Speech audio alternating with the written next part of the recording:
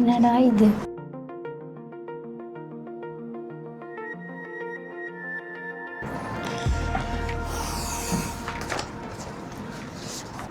என்ன கிரேஸ், ரொம்ப டல்லாக இருக்க, என்னாச்சு?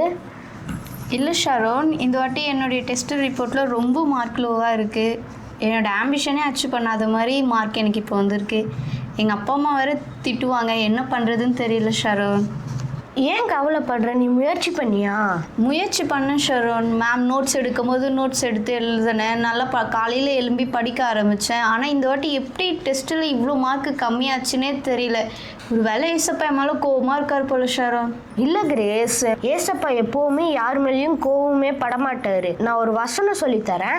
அந்த வசனத்தை நீ எப்போல்லாம் படிக்கிறியோ அப்போல்லாம் அந்த வசனத்தை படிச்சுட்டு ஸ்டார்ட் பண்ணு. கிரேஸ், பைபிள் எடுத்துகிட்டு வந்திருக்கியா நீ? எடுத்துகிட்டு வந்திருக்கேன் ஷரோன்.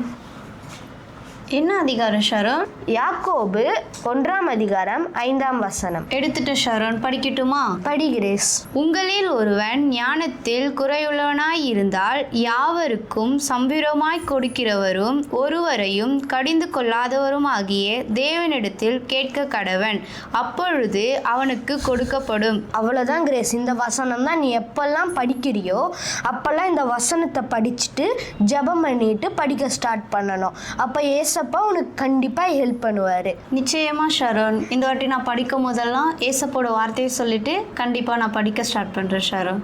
Super grace. எப்போல்லாம் உங்களால் படிக்க முடியலன்னு நினைக்கிறீங்களோ அப்போ இந்த வசனத்தை நீங்கள் படிச்சிங்கன்னா கண்டிப்பாக உங்களுக்கு ஏசப்பா உதவி செய்வார். உங்களுடைய ட்ரீமை அச்சீவ் பண்ண ஏசப்பா கண்டிப்பாக உதவி செய்வார். God bless you.